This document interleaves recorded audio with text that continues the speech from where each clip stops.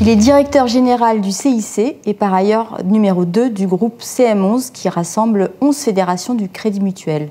Banquier chevronné, il est entré dans le groupe en 1979 et désormais il planche sur le plan stratégique qui mènera ce groupe jusqu'en 2023. Bonjour Daniel Ball. Bonjour.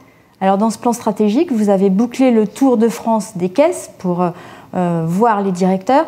Quelle sera la place du CIC dans ce plan ? Oui, nous avons rencontré 4000 directeurs de caisses de crédit mutuel et d'agences du CIC. Le CIC a une place importante parce que le CIC est aujourd'hui une des filiales majeures, sinon la filiale majeure. Le CIC est entré dans le groupe en 1998. C'est vraiment pour nous un réseau présent sur tout le territoire français. Ce sont 2000 agences, 300 agences que nous avons créées au cours des 15 dernières années, montrant bien notre volonté d'être fortement implantés dans le territoire. Le CIC est vraiment un financeur de l'économie. Nous voulons le rester. Nous voulons également être en pointe en matière d'innovation, en pointe en matière de soutien aux entreprises, mais également à l'ensemble des particuliers. Avec la dimension, l'organisation que nous avons au CIC, avec des banques régionales, avec des conseils d'administration dans lesquels nous avons des chefs d'entreprise, nous sommes toujours très proches du terrain. Alors clairement, dans ce plan, on va rester proche du terrain, ça c'est clairement affirmé. En même temps, on va évidemment apporter davantage de services parce que nous sommes banquiers, nous sommes bancassureurs, mais nous sommes aujourd'hui véritablement prestataires de services pour l'ensemble des besoins du particulier, l'ensemble des besoins du professionnel, l'ensemble des besoins de l'entreprise. La dimension entrepreneuriale qui existe au CIC depuis la création de cette banque reste profondément ancrée chez l'ensemble des acteurs. Ça veut dire quoi une diversification ? Qu'est-ce que vous pourriez être un peu une espèce de concierge du quartier. Ça consiste en quoi ? Jusqu'où peut aller cette diversification ? J'aime pas beaucoup le terme concierge, mais en fait, ça correspond à une certaine réalité. Aujourd'hui, nos clients ont des besoins, qu'il s'agisse des particuliers ou des entreprises.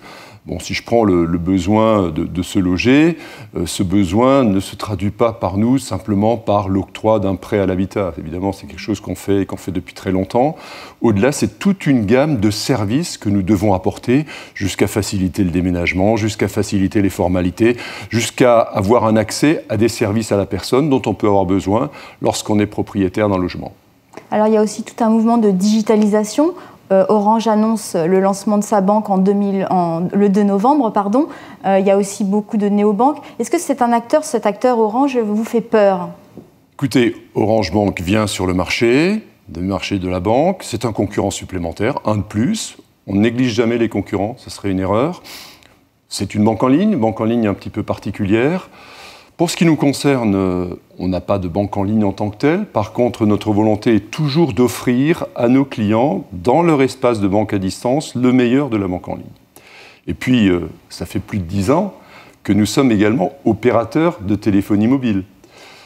Et aujourd'hui, nous offrons, par exemple par le compte CIC Mobile, une prestation complète, avec un compte, avec une carte de paiement, avec des services distants, avec également un abonnement téléphonique, mais un plus important, qui est l'accès à un conseiller dédié pour les services personnalisés. Voilà, c'est notre présentation du sujet. Donc, ce n'est pas parce que Orange Bank vient aujourd'hui sur le territoire de la banque que nous venons sur celui de la téléphonie. On fait cela depuis très longtemps et nous avons vraiment une offre globale qui s'adresse à l'ensemble de nos clients. Alors Orange utilise l'intelligence artificielle, vous aussi vous l'utilisez. Ça, ce sont des technologies qui se développent. Est-ce qu'on ne doit pas craindre des vagues de suppression d'emplois massives dans la banque ? Est-ce qu'on ne va pas voir de nouveaux départs ? Écoutez, pour nous, les choses sont claires. Nous construisons notre plan dont on parlait tout à l'heure en ayant en tête que nous ne voulons surtout pas mener de plan social. Alors, sur le sujet de l'intelligence artificielle, je préfère plutôt les techniques cognitives. Nous travaillons effectivement étroitement avec IBM Watson et nous déployons aujourd'hui dans l'ensemble de notre réseau ces techniques qui sont au service de nos chargés de clientèle, au service de nos conseillers, pour qu'ils soient plus efficaces dans ce qui nous importe avant tout, la qualité de la relation client. Nous ne mettons pas aujourd'hui ces techniques en interface directe avec le client, mais c'est un soutien puissant aux chargés de clientèle pour qu'ils soient plus efficaces et plus pertinents dans le conseil apporté aux clients. Il va quand même y avoir un certain nombre de tâches que ces technologies vont savoir faire, que d'autres, que des gens, des banquiers, enfin des conseillers font. Ça va faire moins de travail pour ces gens-là. Ah, je ne sais pas si ça va faire moins de travail. Ça va donner plus de travail à valeur ajoutée. Chaque fois qu'on pourra aller plus vite à l'information, aller plus vite à une information pertinente, lorsqu'on va aider au traitement du courrier électronique, mais je dis bien aider au traitement du courrier électronique, ce n'est pas la machine qui va traiter le courrier électronique, on va donner du temps, pour que le chargé de clientèle puisse apporter plus de temps, justement, au client et ainsi être plus pertinent dans la relation.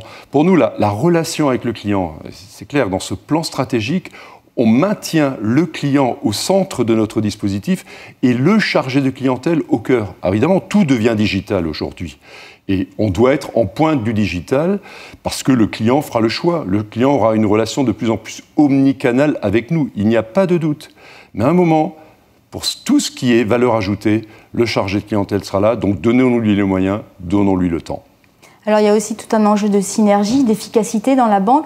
Vous avez annoncé un rapprochement, une fusion de l'assurance du CM11 avec Crédit Mutuel Nord-Europe. Est-ce qu'il faut s'attendre à d'autres opérations de rapprochement? Est-ce que finalement la banque doit se concentrer pour durer? Dans ce que nous faisons, déjà, il faut savoir qu'aujourd'hui, l'assurance est pleinement intégrée dans notre métier, dans notre groupe. Oui, mais là, vous intégrez un groupe qui n'est pas dans CM11. Oui, c'est un choix qu'on a fait, un choix d'efficacité, un choix de synergie forte pour tout simplement être plus efficace, pour également là apporter les meilleures solutions. Lorsqu'on est ensemble, on est plus fort. Et donc, il y aura d'autres opérations avec le Crédit Mutuel Nord-Europe, notamment? Écoutez, au sein du Crédit Mutuel, nous travaillons en principe en partenariat étroit avec tous ceux qui veulent travailler avec nous. Il n'y a pas de raison qu'on ne puisse pas aller plus loin dans les réflexions.